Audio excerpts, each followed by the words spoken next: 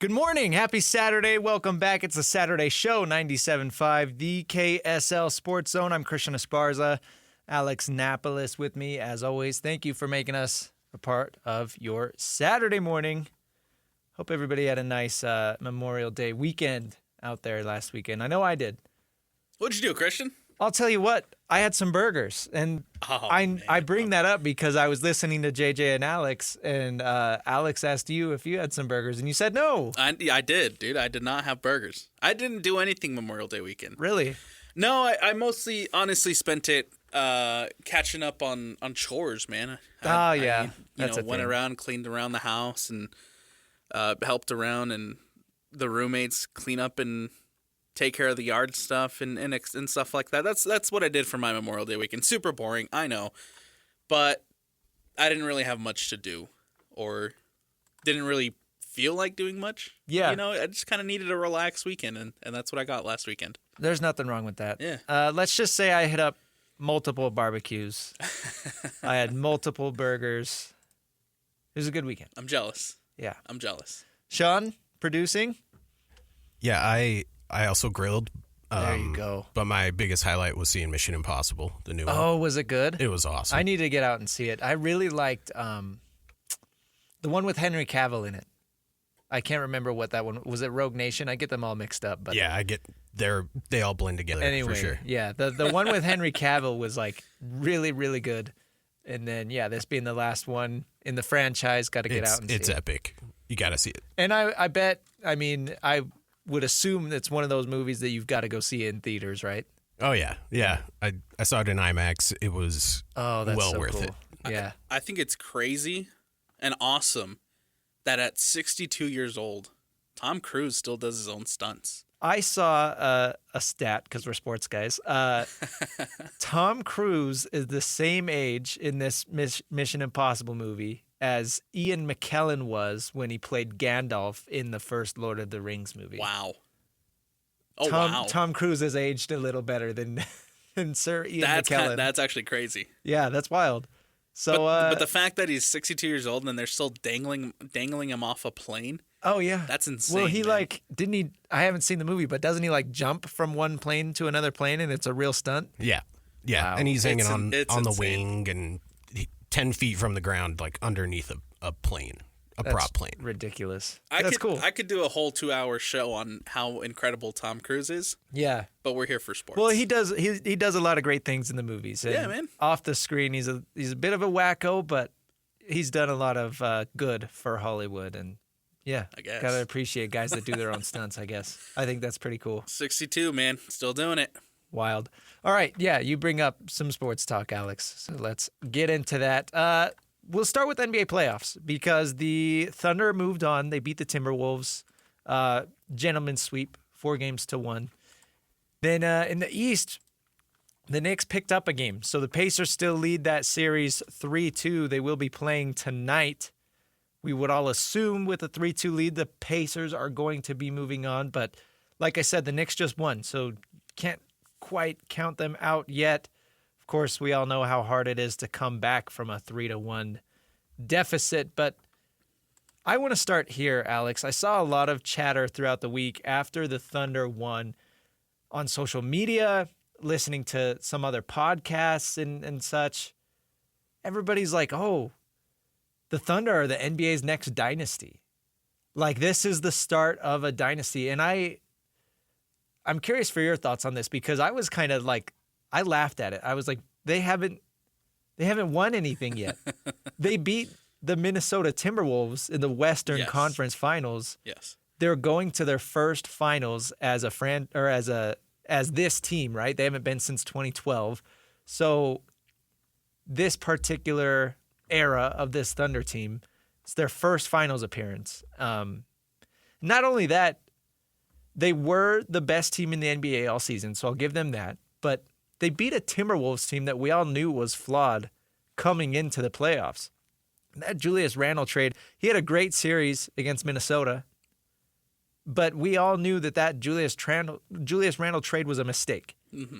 Going back to last draft, they traded up to pick 6 or something to draft Rob Dillingham, a rookie who has hardly played at all this year. that was a bad move. Minnesota was a very, very flawed team, and I know that they had good performances throughout the playoffs, but we can't act like Oklahoma City is this next great. They're not the Golden State Warriors just because they beat Minnesota, Right. and they're going to the finals. I think it's very, very premature to start crowning them as a dynasty. I would 100% agree. You think so? I do think so. I don't think we're at that conversation yet. I think first of all, before we even have that conversation, we have this discussion. They have to go out and they have to win. Right. I mean, they're already halfway there, making it to the NBA Finals. But honestly, I don't think anybody's surprised that they're in the NBA Finals, right? This is everyone kind of expected them to be there already. So now they need to take the step, which is winning the actual title, winning the NBA championship. If they can win the NBA Finals, then we can start talking about and having the conversation about the dynasty. But they haven't. They've proven that they're good. They've proven that they're great, and they've proven that they can get there. But can they reach the finish line? Can they make it across the finish line first? Yeah. Then we can have that conversation about the dynasty. I've already seen articles and people talking about comparing them to the 2015 Warriors team, and Crazy. And it's premature. It's premature. You got to go out and you got to win. So right now, as in 2024-25 NBA season, right? The only team that would come close to being a quote-unquote dynasty is the Boston Celtics, in my opinion. Yeah.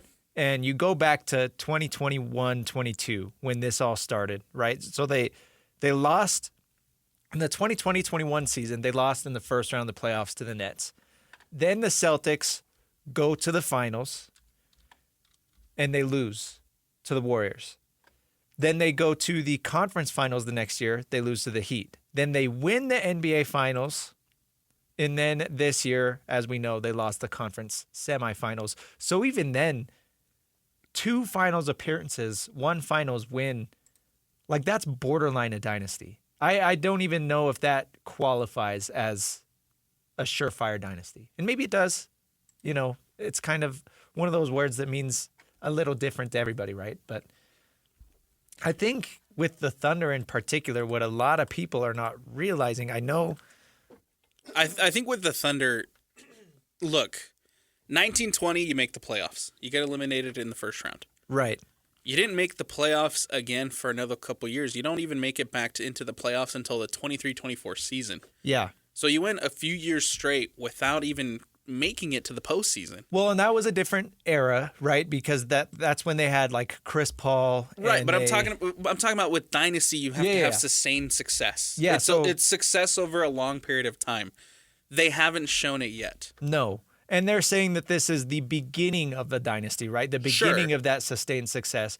But the thing that is right around the corner is next year, your second and third best player in Jalen Williams and Chet Holmgren, they're both due contracts next season.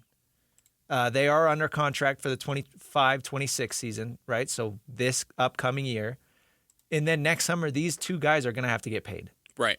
And odds are, because Jalen Williams made 3rd team All-NBA and an All-Star game, if that happens again, he's going to be eligible for an even bigger contract. Right. Of course, SGA, we know because he won MVP, because he's got the 1st team All-NBA selection, he's going to be due for an even larger contract. We're talking about $70 million plus a year.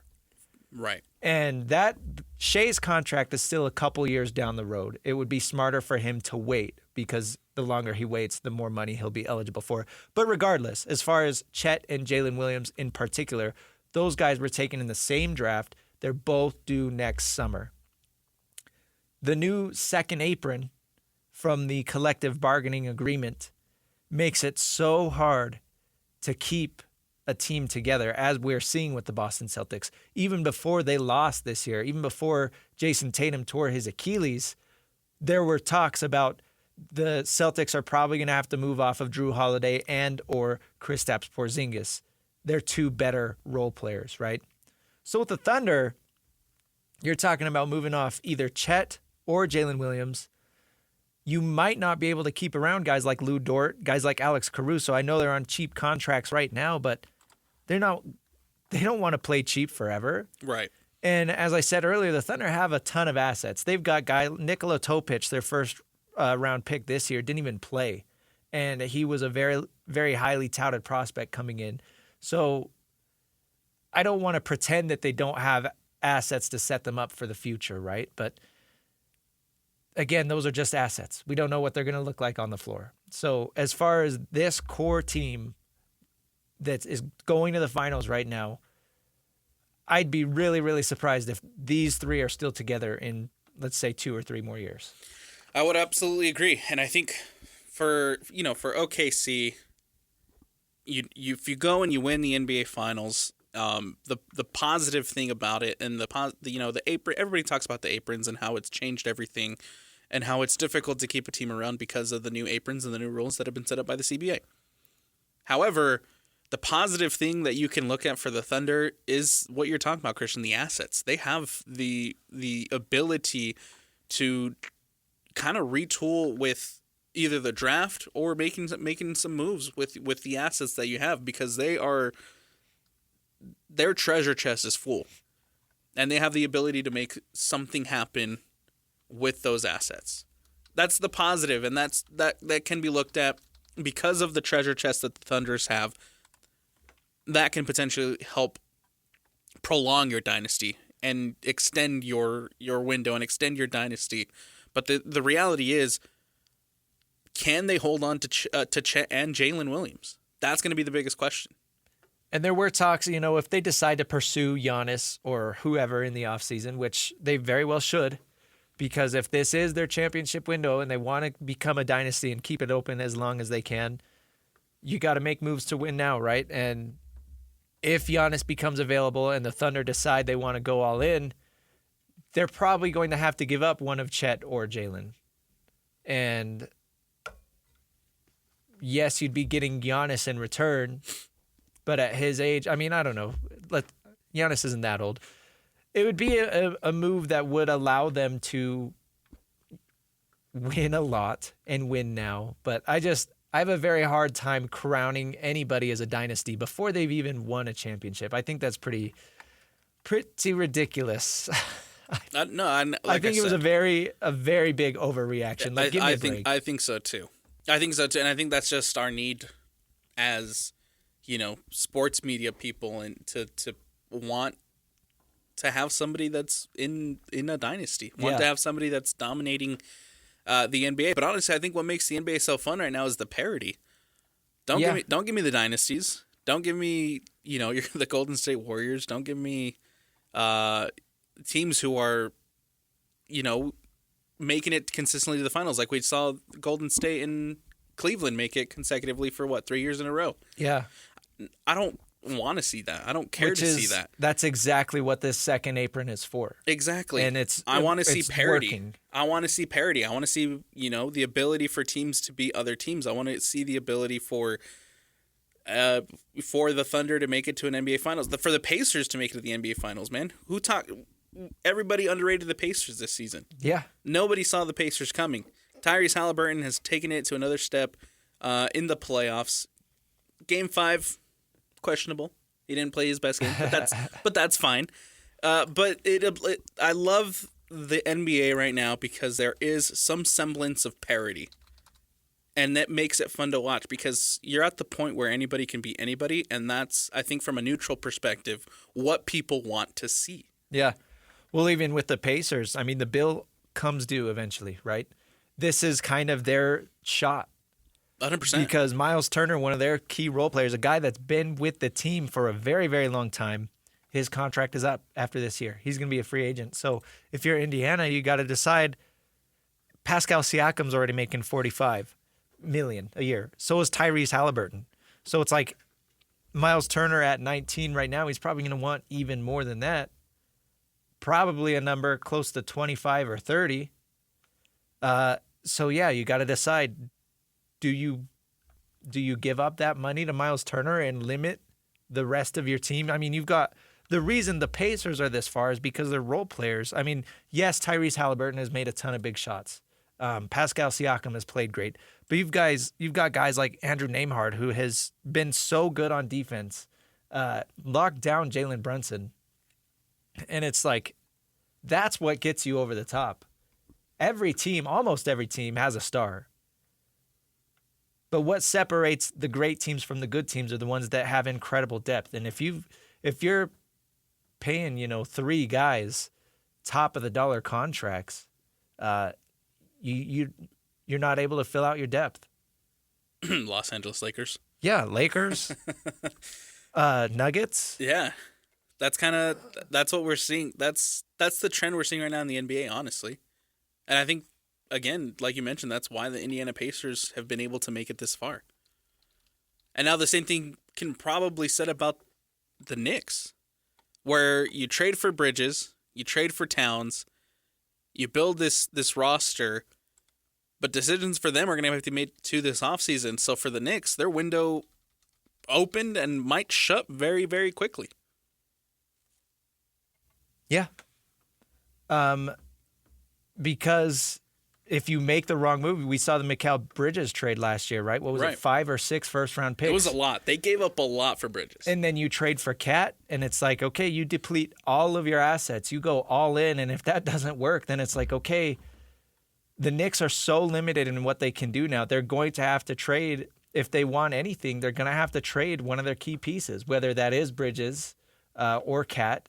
But I would argue Bridges' trade value is much lower than it was last year because everybody's kind of seeing, how he's played so far with the Knicks. He didn't do himself any favors. He didn't do the Knicks any favors. So, and then you've got the whole coaching thing and things like that. But it's really hard for teams to find sustained success. And when you have the ability to win, when your window is open, I mean, you got to capitalize. And that's got to give the Knicks credit because that's what they thought they were doing, right? With those trades, we're talking about the Thunder potentially trading for Giannis. Like I'm saying, go all in. The Knicks thought that those 2 moves were the moves. And unfortunately for them, it didn't work out. There's still somewhat of a chance. 3-2. I guess, yeah. There's still somewhat of a chance. We shouldn't be talking about the Knicks like they're dead and buried. But I thought they were last week, but their ability to come back and make it a 3-2 series, there's still a shot. Will it happen? I don't know. I don't think so. I think Indiana, the Pacers at home tonight. Yeah. I think they'll end up closing the series there, but again, if the Knicks aren't able to make it to an NBA Finals with the moves that they made, it's just I think from a Knicks perspective, that's incredibly disappointing. You loaded up this roster, and you loaded up this team with the sole purpose of going and winning an NBA championship. Yeah, you created this team around Jalen Brunson to make a run to win an NBA championship, and you're going to fall short. Same with the Timberwolves. And you have no assets. You have nothing. You have no. You have minimal assets to. Yeah, you gave up all of your picks in the offseason. So we'll see. We'll see what happens with the Knicks, man. But if they can make it, if they can come back and make it a 3-3 series and take it back to the Garden, that's going to be a very interesting Game 7, considering the fact that they were down 3-1. No, that would be fun. I'm sure that Timothy Chalamet and Miles Teller, Spike Lee, and the rest of MSG would be rocking. But yeah, first Game 6 obviously is Game 6 tonight. Right. 6 p.m. tip off. Real quick, I do want to talk about the Timberwolves just because we talked about the rest of the teams that were in the conference finals.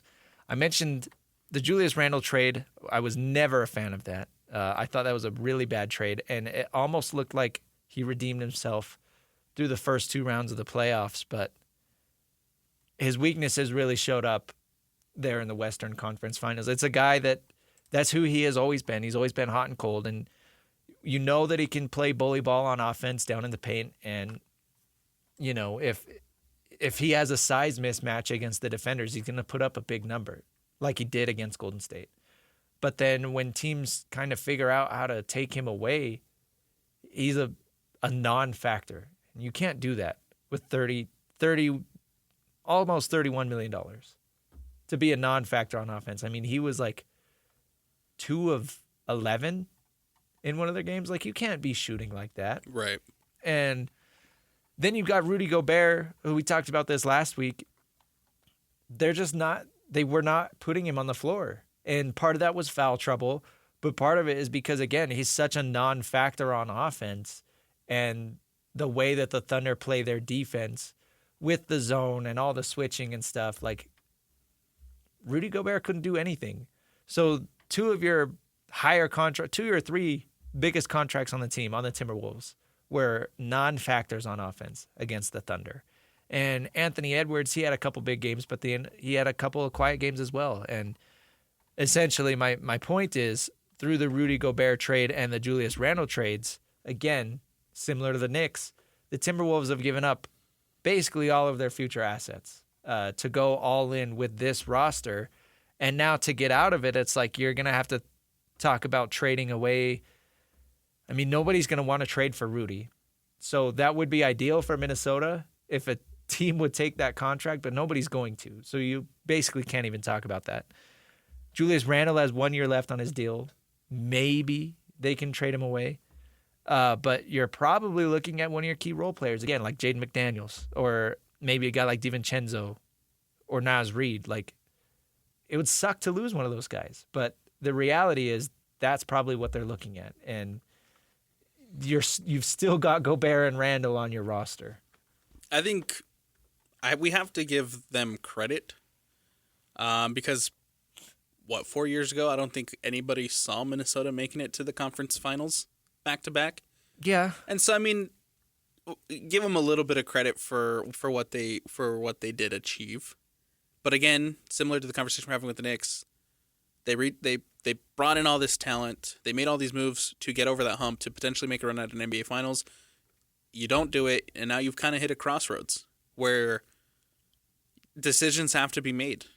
And it's unfortunate because you have probably one of the best young faces in the league right now in Anthony Edwards. Yeah. And, you can potentially build something fun and good around him, but when you have a guy like Rudy who's going to be entering now a 3-year contract extension, Julius Randle who has a player option, and then you look at other guys that are going to be hitting the market like Nickeil Alexander-Walker, who's entering now as a free agent. Same with Naz Reid, who I think also has a player option. But decisions are going to have to be made to retool this roster because you're kind of at a crossroads now where you have to decide and figure out ways to extend your window. Yeah. Because if you don't make moves to extend your window this summer, that window can shut real quick considering how much money you're going to be tied up with the guys that you currently do have. Again, like the Celtics, like this was a team a year ago. Yeah. Again, they finally made it over the top. They won the NBA Finals, and we're, again, talking about a dynasty. Now, a year later, it's like, oh, yeah, they're going to have to move role players. Jason Tatum tore his Achilles. He's going to be out all of next year. And then what? And it's like, yeah, they're probably only going to get one title with this Celtics team. Like, it's just crazy how fast things can change in the NBA and just in the world of sports in general. Like, year to year, you never know what's going to happen. So you just have to live in the present, I think, is the biggest thing, right? A lot of teams get too focused on setting themselves up for the future and trying to outsmart the room. I think the Thunder are a really good example of that because I know that they accumulated all of these assets, right? The Thunder played a really long game. Right. And it's finally paying off. They weren't trying to stay competitive 4 years ago while also planning for the future. They said, let's take on all these bad contracts, accumulate all these first-round picks, trade away Paul George, and then set ourselves up. So you just got to be smart. And I think that whether the Thunder become a dynasty or not, they've been incredibly smart. And that is, I think, the biggest takeaway. They have shown themselves over the last, 4 years. Obviously, it could have easily not worked out if they didn't hit on their draft picks. But again, that's part of being smart. They've made really good draft picks. They've made really good trades. The Alex Caruso trade was phenomenal. Trading away Josh Giddey for Alex Caruso, essentially straight up. I don't think they even gave up any first-round picks. I think they gave up Giddey and like a second-round pick or something. Yeah. Like, that's an incredibly smart move because you're getting a really, really high-level role player who's not going to want to be treated like a star, who's not going to beg for money. He's comfortable taking a back seat to where you've got your MVP candidate, your all-star in Jalen Williams, and then your number 2 overall pick in Chet. Let those guys run the show. Alex Caruso's fine taking a back seat. So, again, you just got to be smart, and it's a lot easier said than done. But some of these teams try to outsmart the room. Well, and I think it takes a little bit of luck, too. It takes a lot of bit of luck. It takes a lot of bit of luck, yeah, man. Yeah. Well, and that's the other thing. I know Chet broke his hip, right, earlier this year. And oh, yeah. Considering that, it's like he still is putting up big numbers. So credit to him for fighting through that and coming back. But the Thunder have been relatively healthy. And I know that Minnesota basically was too, but Golden State wasn't, right? Denver wasn't. And then over in the East, of course, the Celtics, the Cavaliers. Like, yeah, you got to be lucky. They've gotten lucky with the way they've drafted. They've gotten, I mean... Yes and no, yeah. Maybe there's a little bit of luck tied to the emergence of SGA, too. I mean, considering that I don't think anybody thought that he would get to where he is now. Yeah, I don't know. At the MVP levels. I heard MVP candidate, like, not his first year in Oklahoma City, but like in his second year, people started saying, MVP potential. And yeah, guys like Luka technically have never won an MVP, right? So it's like, does that ever come to fruition? But I guess you're right. Yeah, at the moment of the trade, they knew Shea had a very high ceiling. They saw a ceiling, and they've done a phenomenal job of developing it. But a 30-point per game MVP candidate doing this, yes. Yeah, you're right. They didn't know that was a thing. That was just a really, really good trade. I think a lot of people have the Thunder winning it all. Whether it's the Knicks who advance, whether it's the Pacers who advance, I think a lot of people have already written off the Eastern Conference, whoever makes it out, and a lot of people are already crowning the Thunder. And I guess, again, to answer the overall question, are they a dynasty? Time will tell. Time will tell. Well, if they can win it, we can have, but we can potentially start to have that conversation, but they've got to win it. I don't agree with that. First and foremost, they have to go out and they have to win. No, this should not be a conversation unless they win it this year and then win it again the next year. Sure. Or win it again this year, maybe conference finals next year, and then win it again in 2 years. Like, I don't think dynasty should be a conversation until you have at least 1 or 2 titles. Sustained success. Yeah, sustained success. That's the biggest thing. And the measuring stick, who knows exactly what that looks like, but they haven't won anything yet. And yet. I already see, there's already 4 articles on ESPN talking about the next dynasty and putting them up as the 2015 Golden State Warriors. I think it would be so funny if they lose to the Pacers. I think that would be hilarious, and I'm here for it. I'd be happy for either team to win it, honestly. Yeah, I guess. I mean, I wouldn't care in particular. Yeah, I wouldn't be thrilled. I wouldn't care. But like, for this, because of all the, I mean, goodness, because we had Monday off, right? So people come in. Little slap in the face to Stephen A. Smith. To everybody. People come in Tuesday, and it's like, oh my gosh, the Thunder, what are we going to do? They're just so good. We might as well not even play. It's like, okay, guys, let's pump the brakes a little bit. Denver dang near beat them. And it's interesting, too, because, I mean, the conversation all week has been, we're going to get OKC Pacers in the final. We're going to get OKC Pacers in the final. And, I mean, sure, they're up 3-1, but you lose Game 5, now it's Game 6, and the Knicks aren't dead. No, you never know. The Knicks aren't dead, but a lot of people have been talking about it all week as if the Knicks were already dead.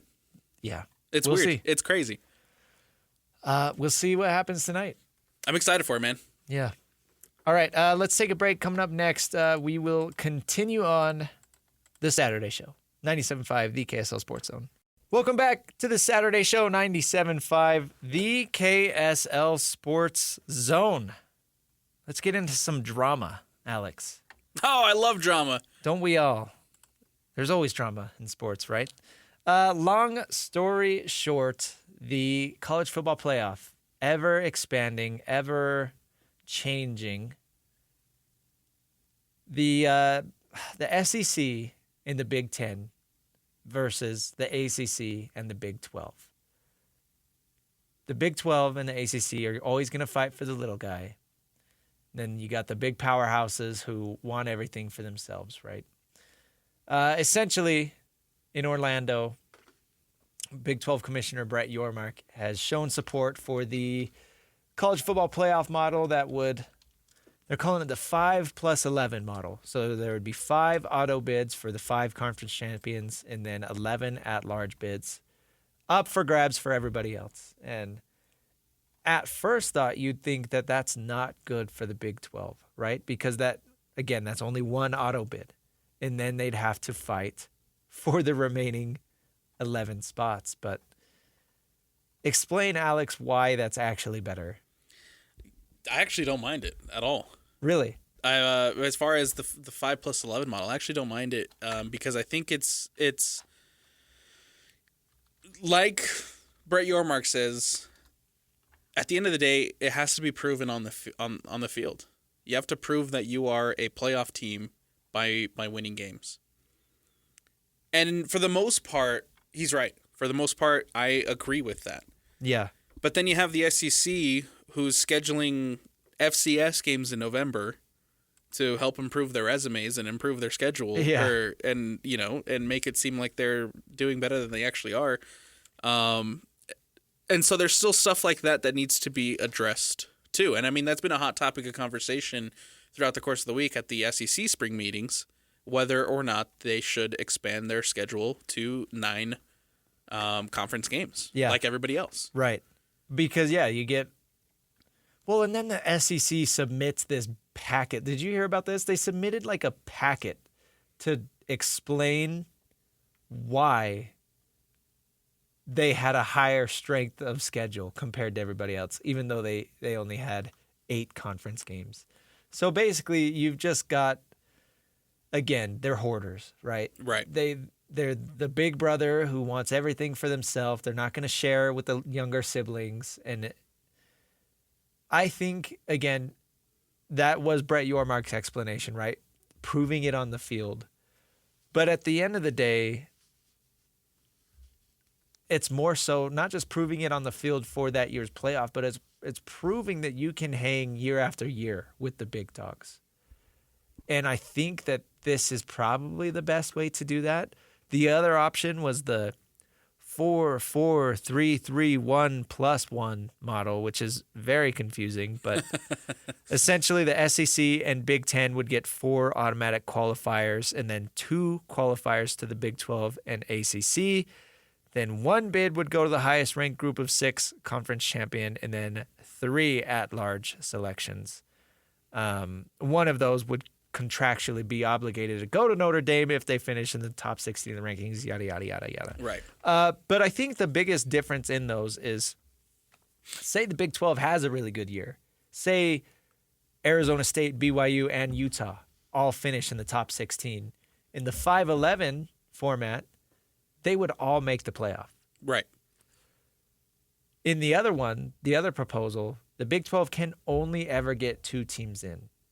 So it puts a ceiling on them. And you will never, again, as far as talking about year after year, proving that you can hang with the big dogs, you'll never be able to prove that. If the most teams you can get into the playoff is only 2, you just can't. But if you're able to get 3 teams in, which I honestly think the Big 12 can, they were pretty close. They were very close last year. Very close this past season. So I think that's possible. I don't think that's crazy talk. The +11, the 11 at-large bids, it's great for people like us who are in Big 12 territory and we have ties to the Big 12, and it allows more of the Big 12 teams to get there. The SEC, though, on the fence about it, because obviously they want the most they can get from their teams. Yeah, they want 4 automatic And so bids. Greg Sankey talking about, I don't think there's a need for change, but it's clear that the system right now is they want to expand it to get more teams in. Yeah. Everybody's on the same page about expansion. Right now it's only 12. It's only 12 teams. It has not been expanded to a 16-team format yet. No. So this is all speculation. Of course, it could happen as soon as next year. The deadline is December, is when December 1st. ESPN would need to be notified, and all these conference commissioners would need to agree. But yeah, this could be happening very soon, but it hasn't happened yet. It's just funny. It's a dog and pony show because everybody's just trying to. Well, the SEC wants to act like they're getting picked on.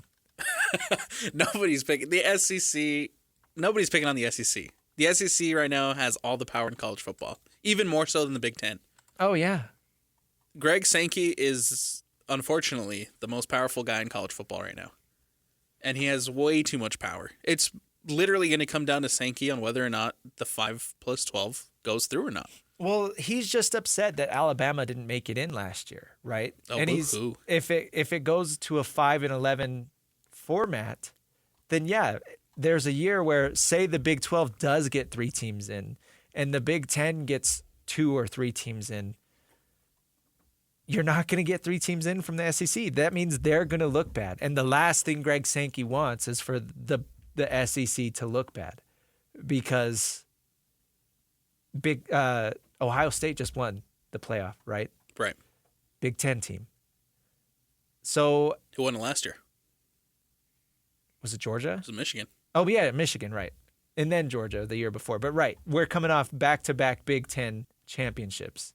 And right now, the SEC looks like that's the thing, is they don't look like they're struggling. Nobody would actually say that.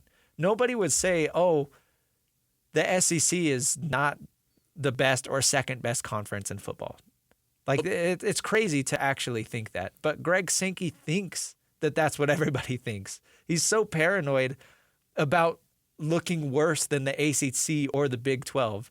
God forbid. Like, it's just crazy. And I don't understand, as you mentioned, one of the most powerful people in sports. I don't understand how he can have that much power to where it's like, see, he can have so much sway over this. Right, and that's where the issue stems from. To me, it's not about expansion. Whatever's going to happen to the model, whatever's going to happen to the college football playoff, it's going to happen, right? It's inevitable. It's going to happen. What needs to change is, and it's not going to change because they bring in the most money, but what needs to change is how much power the SEC and the Big Ten have over all of this. Right. They're talking about how the SEC coaches want to play, the Big Ten. They want to have more consistent games and more consistent games and matchups against Big Ten teams to prove that they are better than the Big Ten. And so eventually, right, last year the big conversation was, when does the Super Conference come into play? Yeah. And it seems like that's what the SEC coaches want. They don't care about the Big 12. They don't care about the ACC. Ultimately, that's what it is. They just want to show it to the Big Ten. And I think the networks, as far as like ESPN and Fox goes, they don't care because it's going to bring in the most money. Right. And that's what it's all about, is money. And yes, ultimately, again, nobody has ever said that Alabama doesn't draw eyeballs or Michigan doesn't draw eyeballs. Like, that's not Michigan, Georgia. Like, let's not pretend like, again, it's not like the SEC is struggling. It's not like people aren't tuning in to watch their games. Greg Sankey has no reason to be this paranoid about everything. 100%. And I think it's really funny, honestly. But at the same time, it's a little frustrating to see like how much power his no can have. Right. Look, I'm all for the 5+11 model.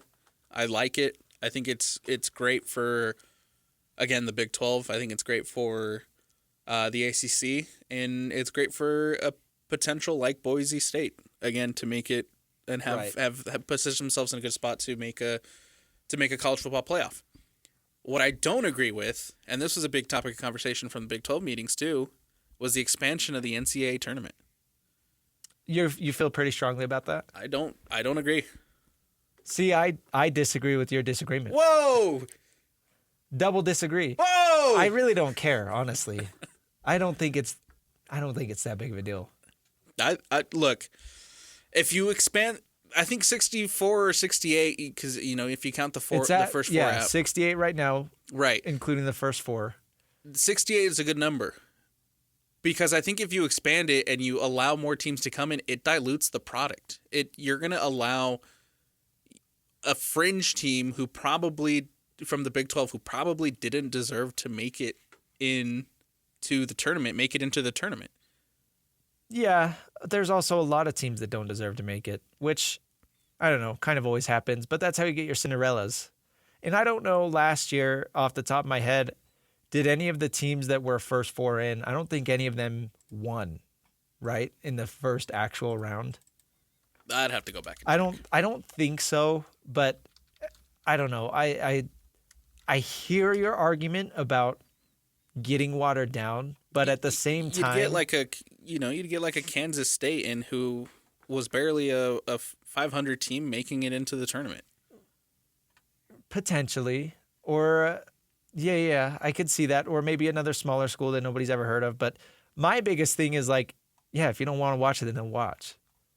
You don't have to watch the other teams play.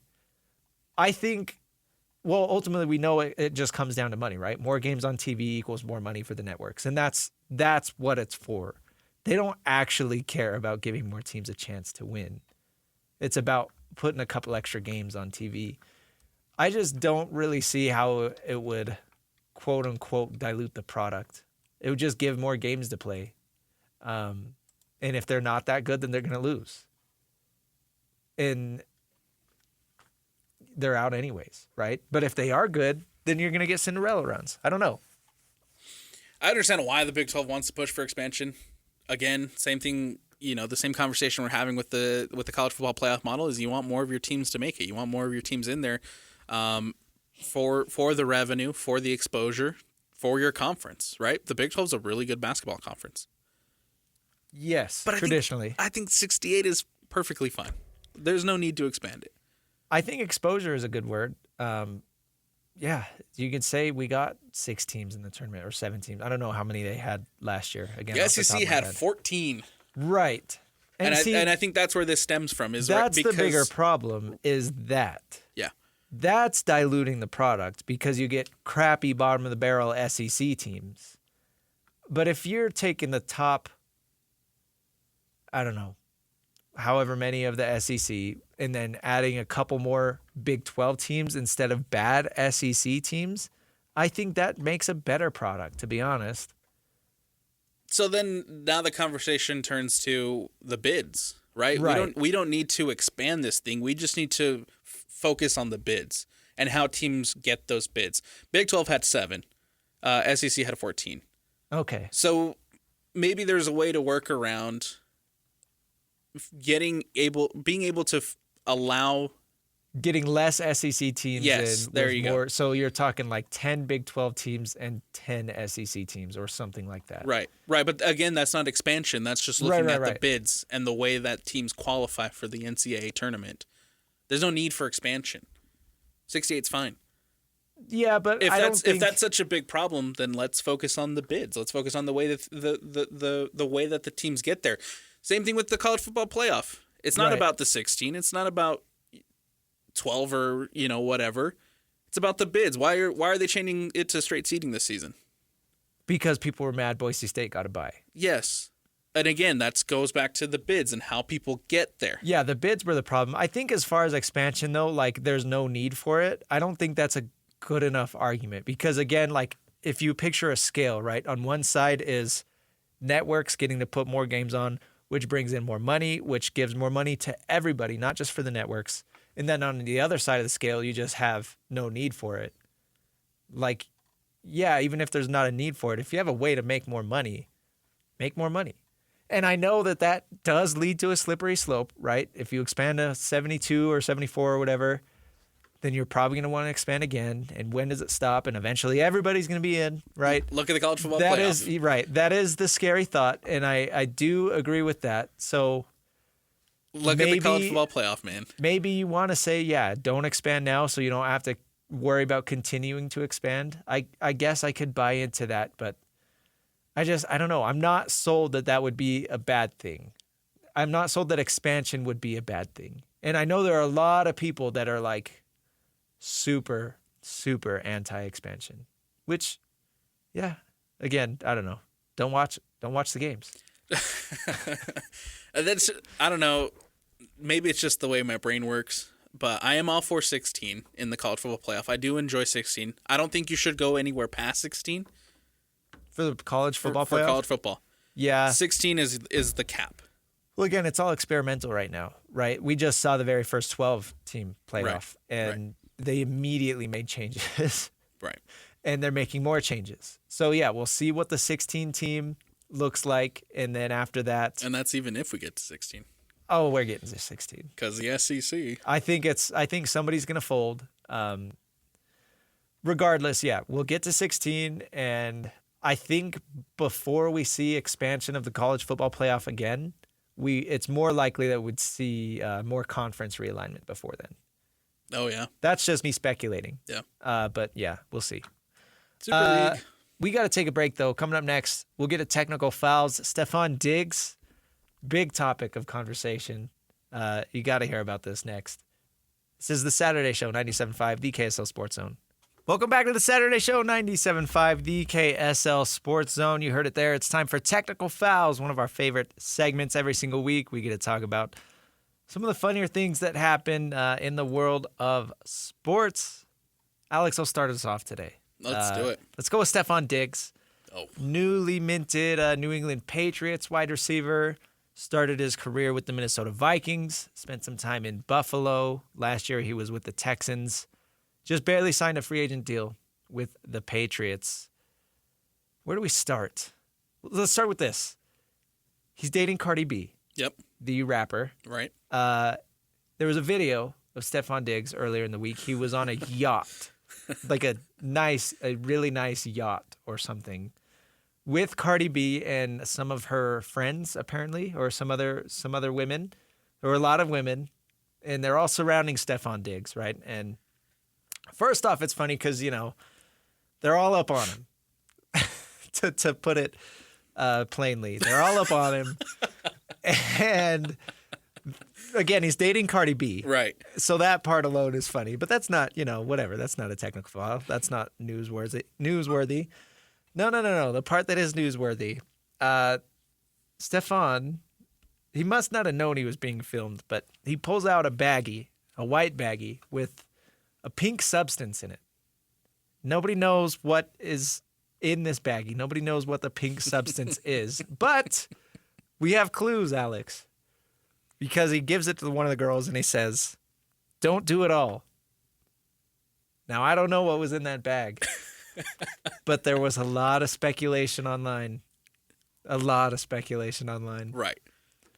Including what Alex Carey's favorite word of the show this week, which was pink cocaine. And that was the leading theory. That was the leading theory. It's pink cocaine. Now, and he would throw pink cocaine into the show any chance he could. I had never heard of pink cocaine before this week. I haven't either. I didn't know that was a thing. Stephon Diggs, I don't know what his excuse is going to be for the Patriots because they were not happy with him. They're currently holding the other fold of this story. They're currently holding voluntary off-season training activities, OTAs. Right. Now, the key word is voluntary, so you don't have to be there. But they signed Stephon Diggs, former All-Pro, Pro Bowler, to come in and be a veteran leader on this team, to come in and lead. They've got a very young group of wide receivers. I think they've drafted 3 or 4 wide receivers in the last 2 drafts. Right. So they signed Diggs to come in and be the mentor here. Oof.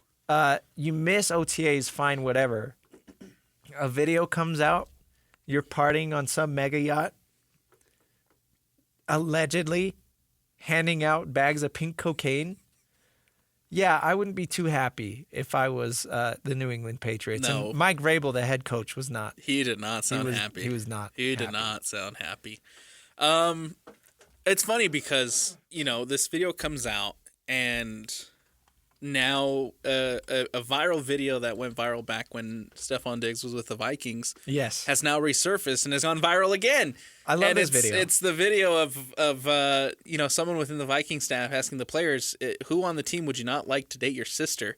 And every without single one of the players, they say Stephon Diggs. And now we see why. Right. Now we know why. And the best part about it is at the end of the video, Stefan's like, I'm a good guy. Yeah, the guy, the social media manager or whatever is like, oh, everybody has said you for this answer. And Stefan Diggs is like genuinely offended. He's like, what? And it looks like he's about to cry. I'm a good guy. He's like, yeah, I'm a good guy. Yeah, I don't know if that's true. Well, now you have, you're on a yacht and you have women calling you daddy, and while you're flashing pink cocaine at them. So I do want to bring up, while we're talking about Stefan Diggs, one of my favorite Stefan Diggs stories. One year for Valentine's Day, there was a rumor or report. I don't know if it was official or not, but allegedly he had 2 different rooms for 2 different girls in the same hotel. Hey-o. So that's pretty funny. Back to Mike Vrabel. I found his statement, though. They asked him about it at OTAs. He said, it's something that we're aware of. Obviously, we want to make great decisions on and off the field. We're hoping that with our time on the field today and when we don't have a script and when we're on the call periods, that we're making great decisions. The message will be the same for all our players. We're trying to make great decisions. Any conversations that I've had with Stefan will remain between him and I and the club. It's not a good look when you sign him to come in and be the veteran presence and the leader for your young receiver room. Yeah. Not a good look when you're on a boat. He is rehabbing from a torn ACL, too. Doing substances. Well, allegedly. Allegedly. We don't know what it is. Allegedly. It could have been, I said it looked like fabric softener, like those little laundry beads. Jake Scott was saying margarita salt. Yeah, there you Ben go. was saying Himalayan sea salt. Yeah. Or it could have been like the rock candy, like the sugar crystals. The little Pop Rocks. Yeah, maybe it was that. Yeah. It was probably Pop Rocks. Don't do it all. Don't do it all. Those are my Pop Rocks. Okay, that was a long one. Let's get to yours, because yours is really good too. Your technical foul. Yes, real quick, I want to issue a technical foul to head coach Pete DeBoer for the Dallas Stars. They obviously got eliminated. We'll probably dive into NHL talk later on in the show, but they are eliminated. They lost to the Oilers, and the head coach had this to say about his goalie following their elimination. Well, anytime you pull a goalie, there's the reasoning's always to try and spark your group. So that was the number one reason. We had talked endlessly in this series about trying to play with the lead. And obviously we were in a 2-0 hole right away. And you know what, I didn't take that lightly, and I didn't blame it all on Jake. But, the reality is if you go back to last year's playoffs, he's lost 6 to 7 games to Edmonton, and we gave up 2 shots on 2 goals in an elimination game. So, it was partly to spark our team and wake them up, and partly, knowing that, status quo had not been working, and that's a pretty big sample size. Have you ever seen a head coach just absolutely steamroll and throw one of his guys under the bus the way that DeBoer just threw his goalie under the bus? This is the goalie, too. This isn't like some random, second or third stringer on the team. This is your starting goalie. They're like the heart and soul of the team. Right. Teams don't get anywhere. It would be like Bear coming out and saying something like that about Vijmelka, bro. Right. Teams don't get anywhere in the NHL without their star goaltender. Right. So, yes, say whatever you want about his stats last year and whatever. I know you were trailing the series and you felt like you needed to make a desperate move. But it's not like this dude sucks. No. It's not like he's a bad goaltender. First off, last year's stats against Edmonton have absolutely nothing to do with this year's stats. Right. So I think that's a total cop-out. Now, fine, you want to make an argument about giving up 2 shots early on, 2 goals on only 2 shots early on. Sure, I could listen to that. But if you bring up last year's stats, it sounds like you have a personal vendetta against him, which go work that out yourself. Don't need to get the media involved, or No. and steamroll him after Right. after your elimination. No like he need- probably already feels terrible as it is, and now your head coach is coming up in front of media And talking bad about you. and just completely throwing you under the bus. No, I think that's a really poor look. Terrible. Poor coaching. I'm glad he's out of the playoffs. We'll see if he's still if he continues to be with Dallas, man. Yeah, I don't know. Saw some articles this morning that a change could be coming. Did you? Yeah. Sean, what are your thoughts? I know you're a big NHL guy. Yeah, I think he can't be back. Did they make the conference finals last year? It's okay if nobody knows. Yeah, I think so. I think it was a rematch. Edmonton and Dallas last year. So Yeah. losing 2 conference finals in a row. See, Yeah. yeah, that plus They didn't willing- score though. Like Right, it can't be the goalie's fault. right. Talk about Mikko Rantanen not having any points. Yeah. Right? Don't talk about your goalie. Your defense Or right in don't front of him. just talk about your goalie. Exactly. Talk about everybody. Don't just throw your goalie under the bus. I think that's a very poor look, poor leadership, poor coaching. You can't have that. So, 100%. yeah, I hope he gets fired. We'll see, man. We'll see. But I do feel bad for Jake. Technical foul on DeBoer. You Yeah. don't even if a player does causes you to lose, you don't steamroll your guy like that. Poor leadership. And in a team sport, rarely ever does one player cause you to lose. That's right? yes, absolutely. They still lost after they pulled him. So Yeah. okay, we're way over. We got to take a break. Coming up next, we'll get back to Orlando, talk about some of the Big 12 spring meetings. In particular, our guy Mitch Harper caught up with BYU athletic Brian Santiago. We want to replay some of those comments next. It's the Saturday Show 97.5, the KSL Sports Zone.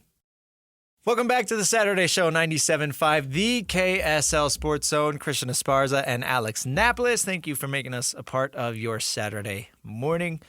Alex, we promised some Brian Santiago talk in this segment, and we will get to it, I promise. But I read this story in the break. I just got to share it.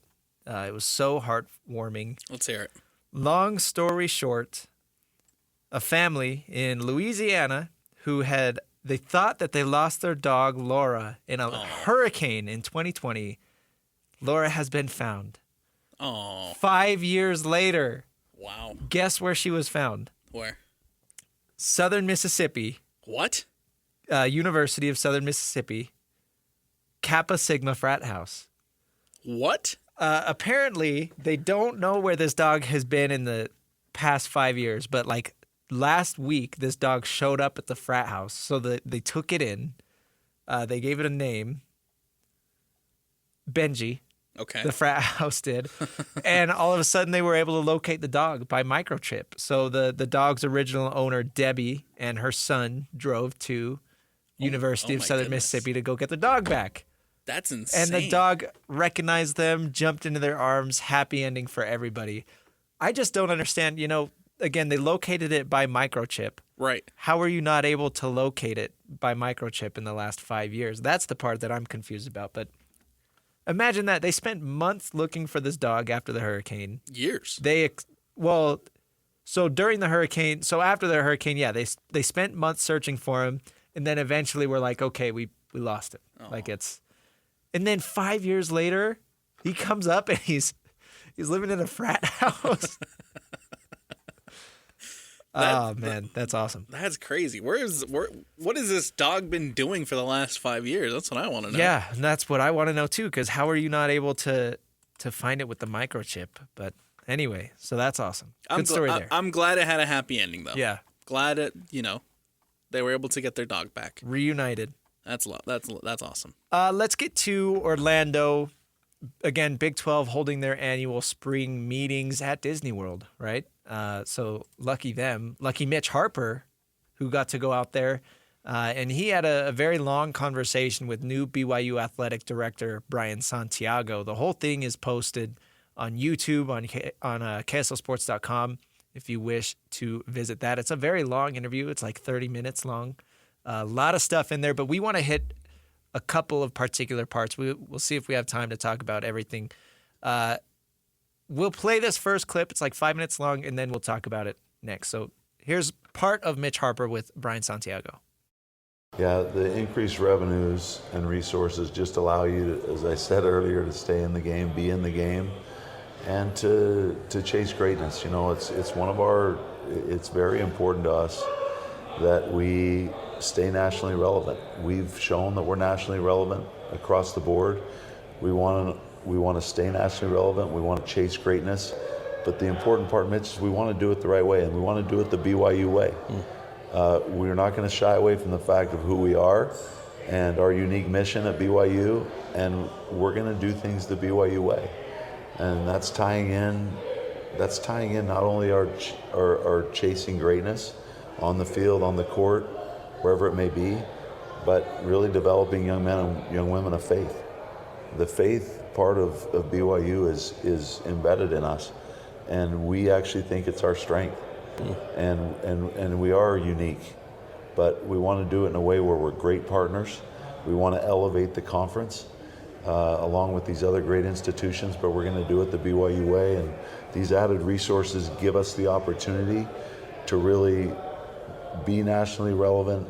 And when we're nationally relevant and we do it the BYU way and we do it the right way, the world wants to know about our student athletes, and we can tell the story of our incredible student athletes and our incredible coaches. Does the BYU way also now include paying top dollar for players and being right there? I know it's been pretty clear that not going to be the highest bidder.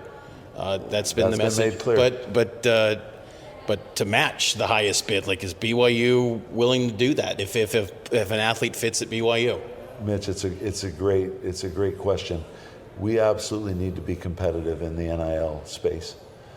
And like you just said, we feel like we can attract the best student athletes, and we've shown that in the last year or two.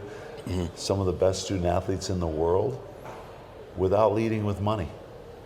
We had AJ DeBanza and his family came to our campus 3 times. There was never a conversation about money. So there was no discussion about NIL? There was no discussion about it. When did that? They were coming because they were interested in the excellent coach. It's just like the same thing in football. They're interested in our coaches. They're interested in an environment where they can learn and grow, and for the holistic approach that we offer at BYU. But here was, the AJ example. Here's AJ coming with his family 3 times. His family came first to kind of see what BYU was all about. They had some relationships, they had some knowledge. They were going to Utah Prep Academy, so they were interested in BYU for what it is, what it stands for. And that's super important for us. We're not going to lead with money. We're going to lead and try to attract the very best student athletes that are interested in what BYU stands for, that are interested in our coaches that are going to help prepare them for the next level. But they kind of get the whole thing at BYU. But let's not shy away from the fact we are and will be competitive in the NIL space and in the revenue share space. We need to be, but we're not going to lead with money. And like you said, people are talking about it. We're not going to be the highest bidder, but we are going to be competitive in that space and attract the very best student athletes for what BYU is and what it stands for. So and maybe this is just a hypothetical, but if a recruit just comes up and asks one of these coaches, what's the dollar amount going to be? You guys are not interested in that type of player? Yeah, and then that's one of the reasons, and my mind immediately goes to Kalani Sitake. I've heard him talk to families. I've heard him say to people, if money is the only interest in BYU, that's probably not the place for you. Our coaches lead out the right way. That's why I'm so confident in our ability to stay nationally relevant and do it the BYU way, is because I've heard those questions asked to our coaches, and the response has been just that. If that's the only reason, if you're just looking for the highest bidder, if you're just looking for money, BYU may not be the place for you. But if you're looking for all these other things, for us to help prepare you to take you to the next level, for us to give you an environment where you can learn and grow at one of the great academic institutions in the world, if you're looking for all the right reasons, all those things, this is the place for you. And on top of that, we're going to make sure you feel valued at BYU. All right. A lot to take away there from that 4-minute, 53-second clip. I think the biggest thing, though, is that Brian Santiago saying what we all know, in that BYU is willing to be competitive with their NIL. But that's not news. We already know that.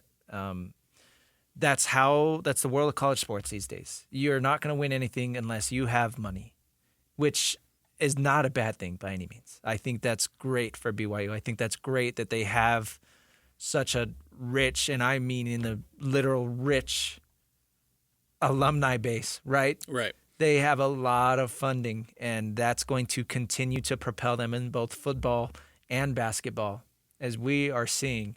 And that's just, again, that's the reality of what college sports are these days. You have to be willing to pay top dollar. And as Santiago talked about, there were some statements in the past that they kind of have I don't know if I want to call it a code, but they have said that they don't ever want to be the top bidder for a player.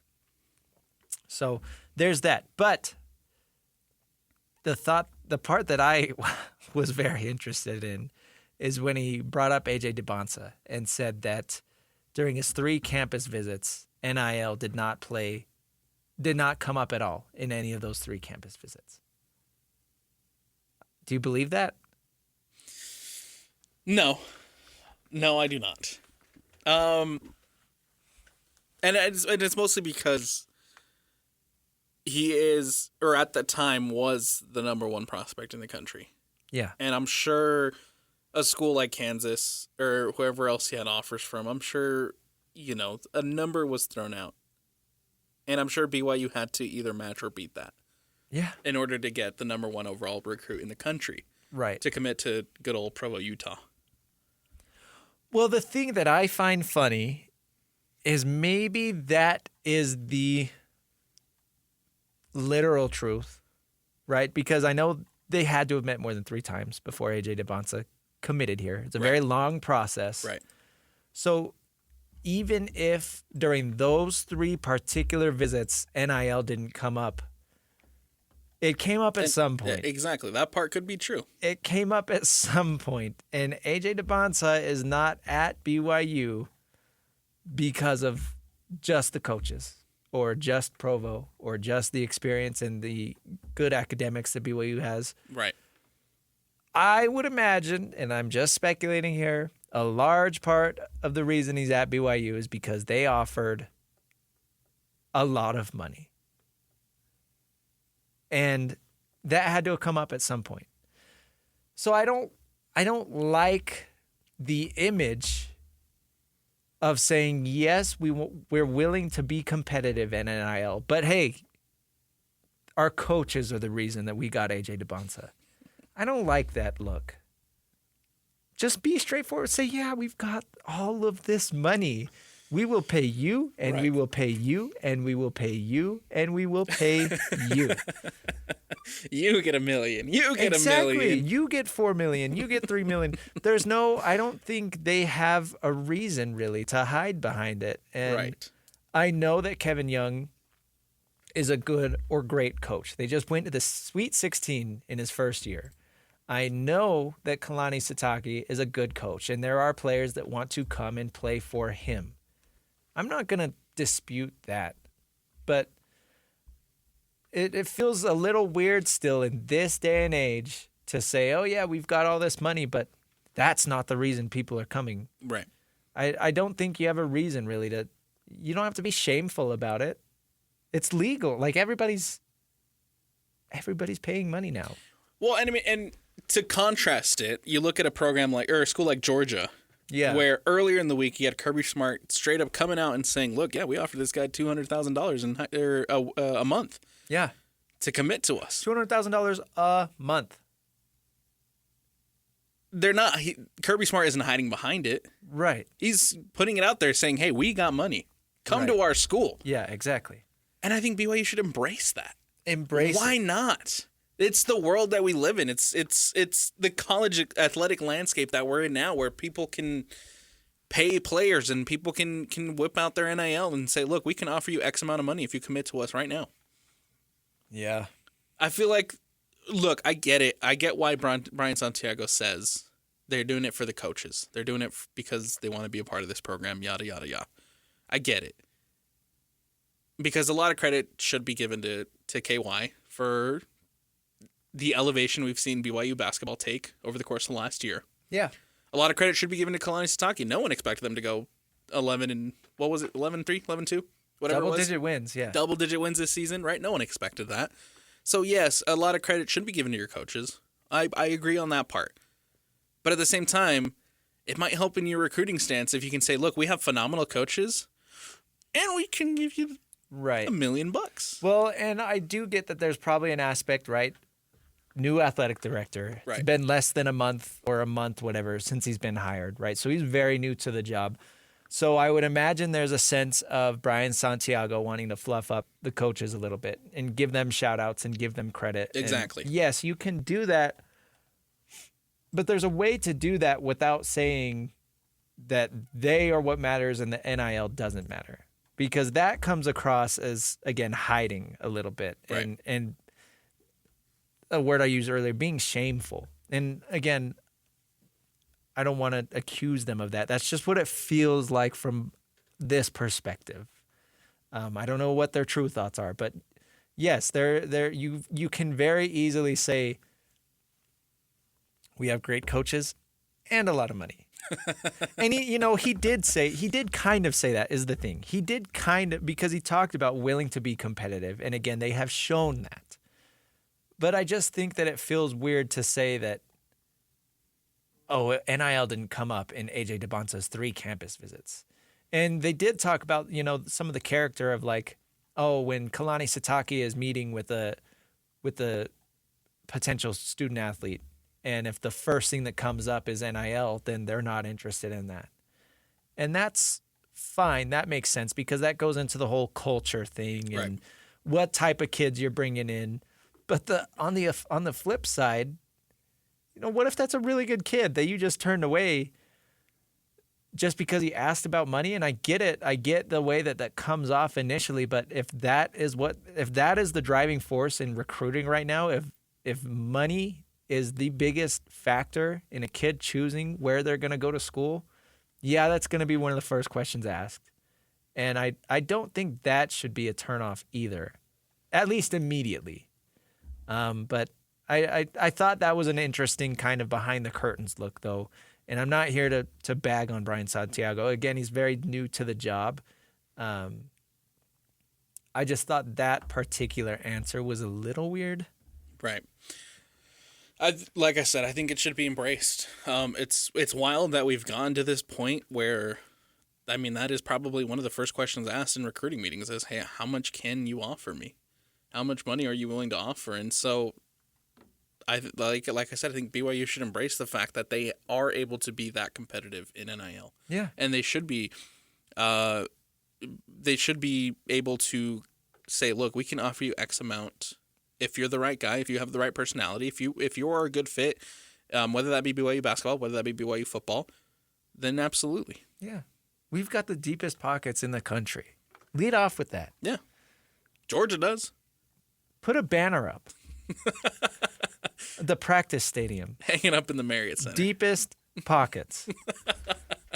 That'll attract some recruits, I promise. Absolutely. You'll be able to get multiple AJ DeBonsas. Yeah. You'll get AJ DeBonsa and Darren Peterson. There you go. They could. Yeah. I bet they could. All right. We got to take a break. Coming up next, we'll hit 5 minutes of. We'll hit some playoff hockey. We talked a little bit about it earlier, but last week, Alex, we were talking about a potential rematch in the Stanley Cup Finals. We've got that coming up next. It's the Saturday Show, 97.5, the KSL Sports Zone. Welcome back to the Saturday Show, 97.5, the KSL Sports Zone. I'm Christian Esparza, Alex Napoles with me. Alex, last week we talked a lot about the Stanley Cup playoffs, talked about a potential Stanley Cup Finals rematch, and that's what we've got on deck. Florida Panthers, Edmonton Oilers rematch. Of course, we all know the Panthers took it last year. Connor McDavid on the Oilers side still yet to win Stanley Cup Finals, but we all know he's one of the best players in the entire league. I saw this pretty cool graphic. I'll pull it up quickly. Connor McDavid could follow in Wayne Gretzky and Sidney Crosby's footsteps Gretzky lost his first Stanley Cup Finals appearance. That was against the New York Islanders. Then he won the Stanley Cup the next year against the Islanders in a rematch. Sidney Crosby lost his first Stanley Cup Finals appearance versus Detroit. He won it the next year against Detroit. Connor McDavid, of course, lost last year against Florida. We'll see what happens this year. I love this matchup. I mean, we talked about it last week. The rematch is going to be fun. It's going to be phenomenal. Yeah. The Oilers, can they get it done? Can they get over the top? And if, like you're mentioning right now, if history repeats itself, it looks like it might be Connor McDavid's turn to hold up Lord Stanley. The only problem in that theory, the only hole in that theory, is that the Florida Panthers are damn good. They're very good. It wasn't even close. They won. Yeah, they beat Tampa Bay 4-1. They did go 7 games against the Maple Leafs, but then they just beat the Hurricanes 4 games to 1. Dismantled the Hurricanes. And none of those Hurricanes games were close. No, at all. They dismantled them. So they are a very, very good team. Very physical is what I've seen from them. I think that's the biggest takeaway is they are just, we talk about bully ball in the NBA. They're playing bully hockey. I don't know if that's a thing. But that's what I get out of it. They're just not afraid to just push you around for the entire 60 minutes of ice time. Like it's something to watch. And they've got a couple of stars on their team that Utah Mammoth fans might be interested in. Sam Bennett. So we'll see. Potential free agent coming up. Again, as far as talking about dynasties, eventually that gets expensive. You're going to have to lose some key players. So regardless, though, as far as this series starting on June 4th, by the way, next week, I think it's going to be fun because the finals last year were really fun. So, if I remember right, that went to a game 7. That did go all the way. Yeah, it went all 7 games. That's right. And it was phenomenal right up until the very end. And honestly, this was the first real Stanley Cup final that I ever watched because, I mean, obviously at this point we already knew we were getting a hockey team. You're talking last year. Yes.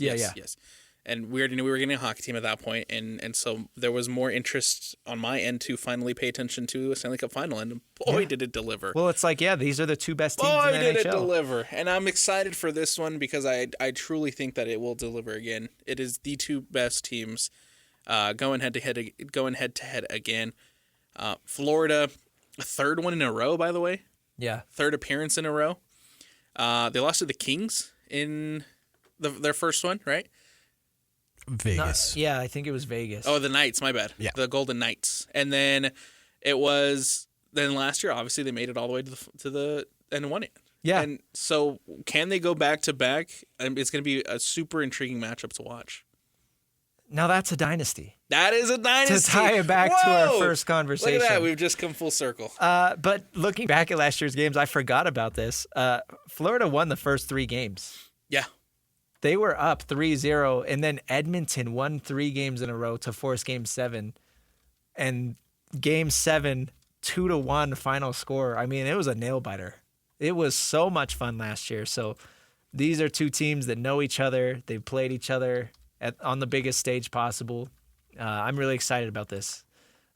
We'll see if McDavid can get his first cup because people have talked about him as the best player in hockey for a while now, but it's like he hasn't reached the top yet. He hasn't got the cup, and that's what matters most as far as legacy. You can do whatever you want during the regular season, but nobody's going to take your legacy seriously if you've never won the championship. And we'll see if they're able to end the drought for the Canadian teams, man. Oh, yeah. How long? It's been since 93 when the Canadians won the Stanley Cup. The Montreal Canadiens. A Canadian NHL team has not won the Stanley Cup since 1993. You know what? Take back everything I say. I hope Florida wins. Forgot about that. Why? Because they're Canadian? Yeah. No, I would love to see Edmonton win it for that to be over, for the Canadians to get their first. Oh, you want them to cup. win because of that? No, I think it would be nice. It'd be a good story. There's a lot of good storylines attached if a Canadian team's able to finally break the curse and be able to win that first cup since '93. But at the same time, I think on the other hand, if the Florida Panthers win, there's a lot of storylines there with the dynasty, with going back to back, with them being able to dismantle the Oilers in a rematch. Yeah. So there's a lot of intrigue for both sides to win, but I'm sticking with Florida. That's my pick. As far as predictions, The Florida Panthers are your back-to-back Stanley Cup champions. it's hard not to pick them. Clip it, Sean. Again, they just dominated throughout the East. So, yeah, it feels pretty hard not to pick them. Sean, you on board too? Yeah. Yeah, Florida? America. Bully hockey, as you called it. I think, the brand of hockey that Florida plays is just so tough. They're tough. Both teams somehow got better. It's pretty crazy. They lost guys, but replaced them with even better pieces. So, yeah, but Florida is just so nasty. June 4th is game 1. That is Wednesday. While we're on the topic of hockey, Uh-huh. I stumbled across an interesting article this morning in regards to some free agents. Cool. That might potentially be coming available. There's been a lot of talk about potentially, the Utah Hockey Club making a swing at either a Sam Bennett or a Mitch Marner. And the Maple Leafs GM said that it's time to change the DNA of this team. It's time to change. Get Mitch Marner out of here. Yeah, pretty much. That's what he's saying. Pretty much is kind of what he's alluding to. And so now for Utah Hockey Club fans, or for Utah Mammoth fans, whoa! Slip up. Oh man, that's Dump gonna get some getting used to, man. For Utah Mammoth fans, keep an eye on what's going on at the Maple Leafs. It's a very interesting quote, I guess, dropped by the GM where he says it's time for DNA in this locker room to change. There's some DNA that needs to be changed in this locker room this offseason. And so Mitch Marner, man. I think I'm out on Mitch Marner. Whoa!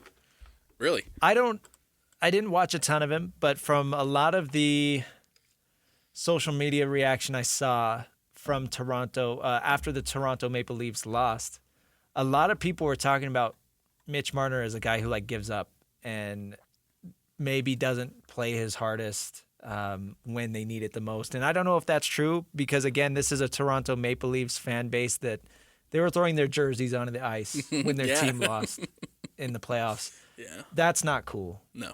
So maybe these guys are just psycho. But I don't know. I haven't heard the greatest things about Mitch Marner. Maybe you just need to change the scenery. He could, and I have seen some theories that, maybe it would be different if he goes to a team and he is the guy. Because right now he is not the guy in Toronto. He's like second or third on the pecking order there. So, yeah, maybe you bring him into Utah and say, hey, dude, this is your team. Go out and lead us. Sergachev wasn't the guy in Tampa Bay, and I don't know if he had these sort of leadership issues while he was there, but he has come to Utah and really been embraced by the team, and he has embraced it himself. So I don't want to count that out for Mitch Marner as well. But I would be more interested in Sam Bennett, a name we already brought up. More so, if nothing else, give me the champion over the guy who hasn't won anything yet. That's true. That's a good way to look at it. Plus, I feel like, so he's a center as opposed to Mitch Marner being a wing. Mm-hmm. I feel like as far as needs go, center is probably higher on Utah's list if they're wanting to make as big of a jump as possible right now. But Marner would be a fine consolation prize. Because who's to say, if Florida does win, there's a chance that they're like, oh yeah, we got to keep our guys here.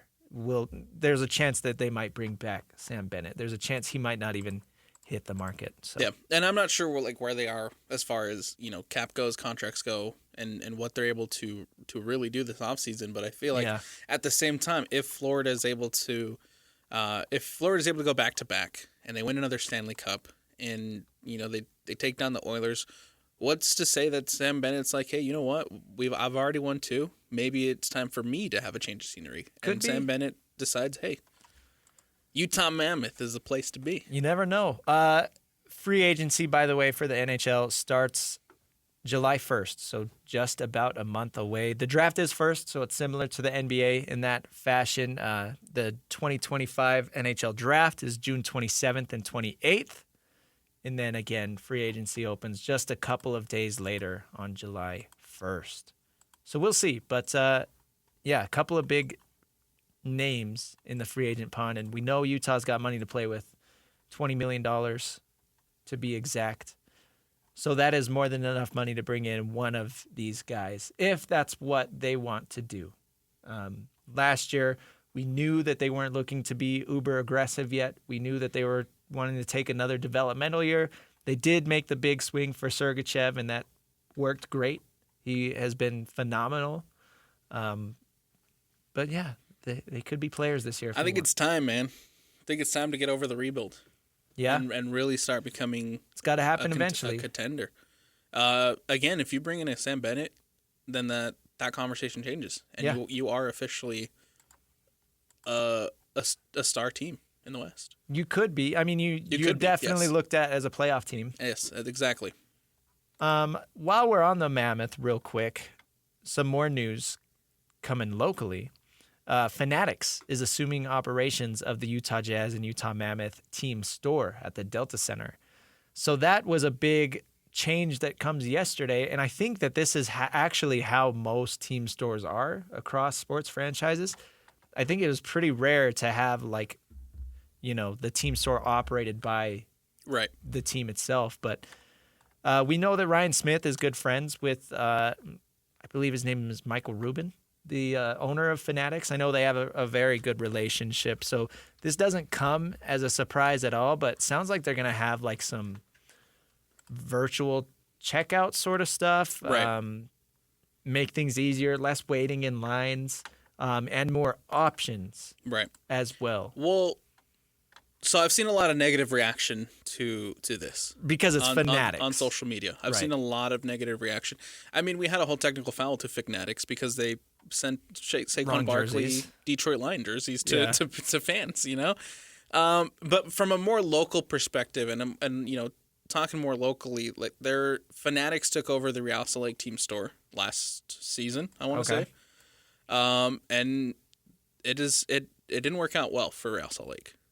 A lot less options, a lot more dissatisfaction with the products and whatnot. And so I see why the negative reaction to that from hockey fans and from Jazz fans alike, now that they'll be assuming the Delta Center team stores. And it's not just Fanatics brand that's going to be available. There will be options from brands like Nike, New Era, Mitchell & Ness, Windcraft. So it's not just Fanatics products that will be there, but I agree there has been some controversy in the past with Fanatics gear. But, you know, everybody makes mistakes. I don't know. We'll see how this goes. The team store will be closed June 2nd through the 8th as they kind of rebrand everything. But yeah, starting June 9th, you can go in and check out the new Fanatics team store. So we'll see how that goes. That'll be fun. See what sort of products. I actually checked out the team store the other day. It was pretty cool. They had a lot of gear. I didn't end up buying anything because, I don't know, I'm not a hat guy, and I don't know. I do need to get me a hat. Yeah. Yeah. We'll see. Yeah, they'll probably have a lot of cool merch starting June 9th. All right, let's take a break. Coming up next on the other side, we will wrap up this edition of the Saturday Show. 97.5, the KSL Sports Zone. Welcome back to the Saturday Show, 97.5, the KSL Sports Zone. I'm Christian Esparza, Alex Napoles with me. In case you don't recognize this tune, Kendrick Lamar. Money Trees by Kendrick. Alex, do you think you'll be playing this tonight in Las Vegas? I hope so. You will be in attendance. Yeah, man. Lucky you. After this, I'm going to hurry up over to the airport and fly out, and we're going to go see Kendrick Lamar tonight, me and the family. Well, I'm jealous. You've got a big day ahead of you. Big day here on the Zone as well. As always on Saturdays, we love to pack out the schedule. Coming up later today, we've got the Bees playing at Tacoma. The On Deck Circle begins at 6:50. Then right after that will be first pitch around 7:05. Again, On Deck Circle starts at 6:50. On the 97.5 signal, we've got Real Salt Lake playing at LA Galaxy. Pre-match show starts at 7:30 in the game. First kick is at 8:30. Are they still rivals or not really? We've talked about how their rivalries have been fading a little bit. Yeah, not really. It's faded mostly because, I mean, especially this year, there's not much of a rivalry. The Galaxy yet to win a game this season, despite winning MLS Cup last season. Real Salt Lake struggling right now, are on the brink of going winless in the month of May. Oh, not really a rivalry there. But I think both teams desperately need 3 points. Real Salt Lake coming off a 1-1 draw against Austin Wednesday night. Up a goal in that one, and then in the 93rd minute, you allow the equalizer. And then that's after last Saturday's match when they scored 2 goals in the first 2 minutes, or 4 minutes against Vancouver, and they still end up losing 3-2. Can't lose 2 goals lead to the home, man. So RSL really struggling with giving up goals late, and they're struggling to find the back of the net as well. I mean, they haven't scored more than 2 goals in over a month. The last time they did, they scored 3 goals against San Diego FC April 26th. So, but yeah, a lot of fun matches historically against LA Galaxy. Maybe we'll get a fun one tonight with 2 teams trying to get back on track. It would be very on brand for the Galaxy to get their first win against Real Salt Lake. Yeah, I think it's very on brand. We'll see. All right. Again, if you have fun plans this weekend, be safe. Thanks for listening. We'll catch you next week. This is the Saturday Show, 97.5, the KSL Sports Zone.